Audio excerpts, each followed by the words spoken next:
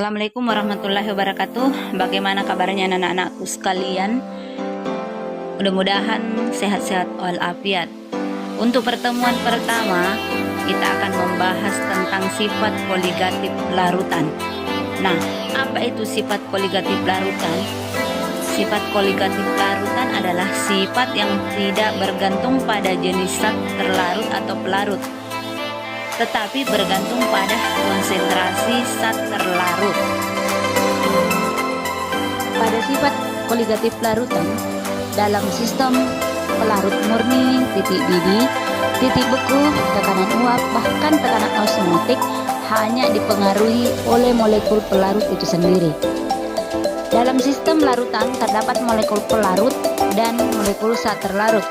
Adanya molekul zat terlarut mengaruhi keempat sifat tersebut. Zat terlarut volatil mengakibatkan tekanan uap jenuh larutan lebih besar dari tekanan uap jenuh pelarut.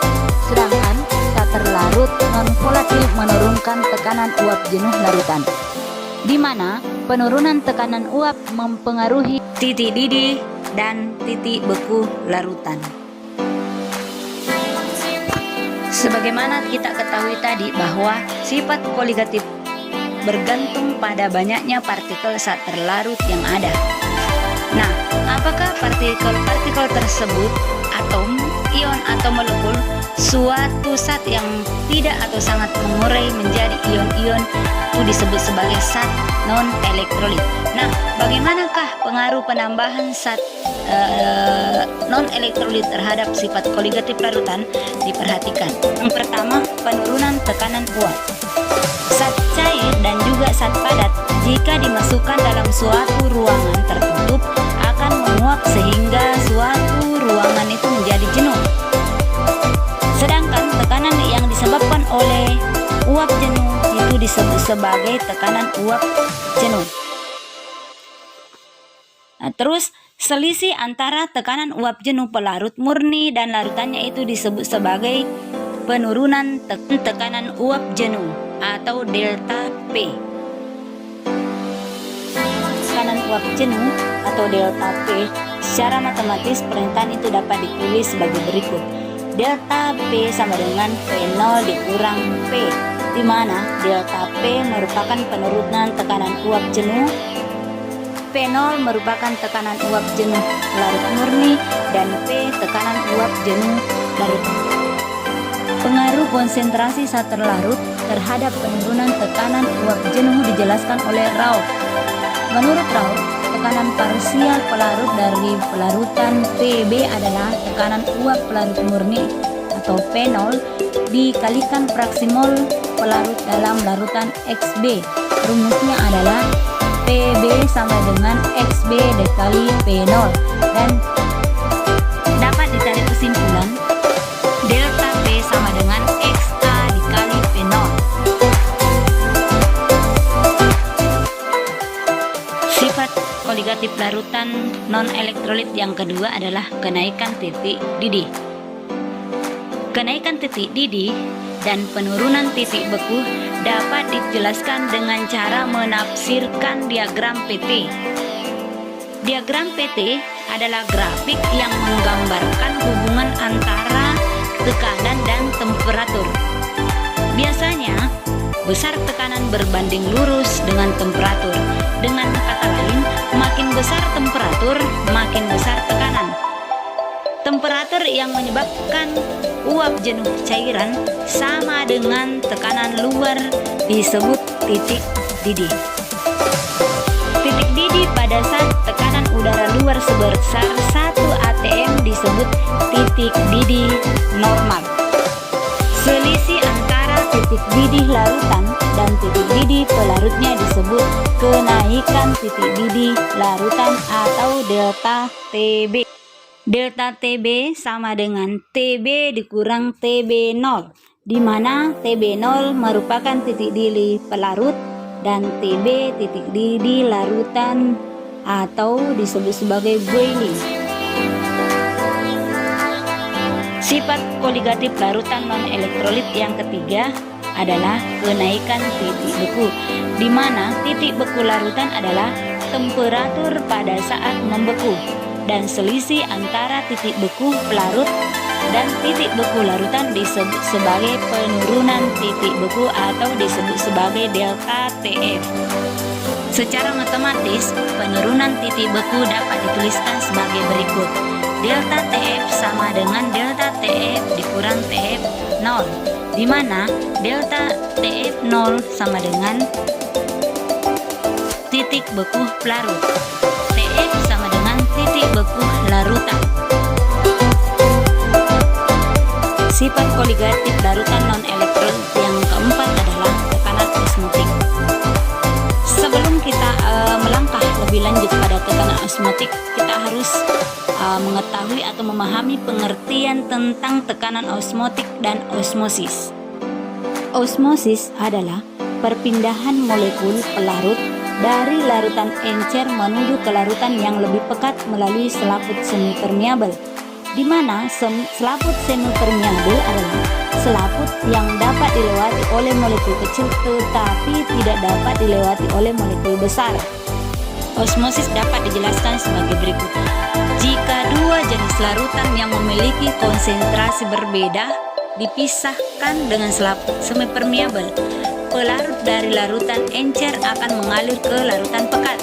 Dengan kata lain, ada perembesan molekul pelarut dari larutan encer menuju larutan pekat.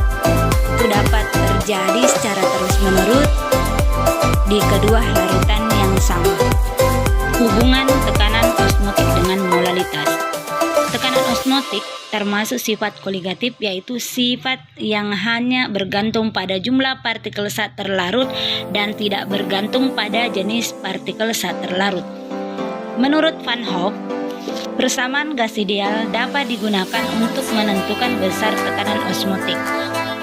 Secara matematis, besar tekanan osmotik dapat ditulis sebagai berikut, yaitu V sama dengan N dikali RT, di mana V sama dengan N per P dikali RT.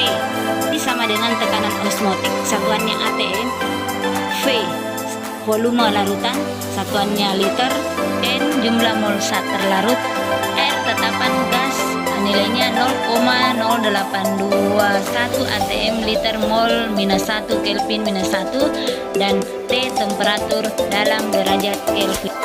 Dengan demikian, hubungan antara molaritas dan tekanan osmotik dapat dinyatakan dengan persamaan berikut. V sama dengan mRT. Satuan konsentrasi yang digunakan untuk mempelajari sifat koligatif larutan adalah molaritas, molalitas, fraksi mol, dan persen massa. Pertama, molaritas, perbandingan antara jumlah mol zat terlarut setiap satuan volume zat larutan dalam liter. Kita perhatikan rumus daripada molaritas adalah M per MR dikali 1000 per P, di mana M adalah massa terlarut dalam gram, M adalah massa molaritas, V adalah volume pelarut dalam bentuk mili. Yang kedua, molalitas adalah satuan konsentrasi yang digunakan untuk menentukan penurunan titik beku dan kenaikan titik didih mol per kilogram, di mana molalitas dinyatakan dengan satuan mol per kilogram pelarut. Nah, kita perhatikan rumusnya. Molalitas atau M kecil adalah mol per kilogram atau M sama dengan gram per mr dikali 1000 per V. Yang ketiga, fraksi mol. Fraksi mol adalah bilangan yang menyatakan perbandingan mol zat terlarut atau pelarut dengan jumlah mol larutan. Fraksi mol ini digunakan untuk menentukan penurunan tekanan uap. Fraksi mol untuk zat terlarut adalah XA sama dengan Na per Na ditambah Nb. Sedangkan untuk fraksi mol untuk pelarut adalah XB sama dengan NB dikali Na ditambah Nb. Karena XA adalah fraksi mol zat terlarut, XB adalah fraksi mol pelarut, Na adalah mol zat terlarut, Nb adalah mol pelarut. Jadi jumlah fraksi mol zat terlarut dan pelarut sama dengan 1. Yang keempat adalah persen massa. Persen massa rumusnya adalah massa zat dalam campuran per massa zat seluruh campuran dikali 100%. Selanjutnya kita melangkah pada sifat koligatif larutan non-elektrolit. Zat non-elektrolit dalam air masih berbentuk molekul-molekulnya, sedangkan zat elektrolit dalam air sudah terurai menjadi ion-ion. Perhatikan tabel di bawah ini. Karena larutan non-elektrolit tidak terurai menjadi ion-ion, sedangkan larutan elektrolit terurai menjadi ion-ion, maka jumlah zat terlarut dalam larutan elektrolit lebih banyak daripada larutan non-elektrolit, sehingga sifat keduanya itu berbeda. Selanjutnya, perhatikan perbedaan larutan non-elektrolit dan larutan elektrolit. Pertama, dari penurunan tekanan uap, kemudian penurunan titik beku, kenaikan titik didih, dan tekanan osmotik. Perhatikan saja tabelnya dari perbedaan kedua larutan tersebut. Saya tampilkan contoh soal penyelesaian soal sifat koligatif larutan. Tapi untuk soal-soal lebih lanjut kita akan bahas nanti di kelas. Terima kasih. Oke, kita perhatikan penerapan sifat koligatif larutan dalam kehidupan sehari-hari.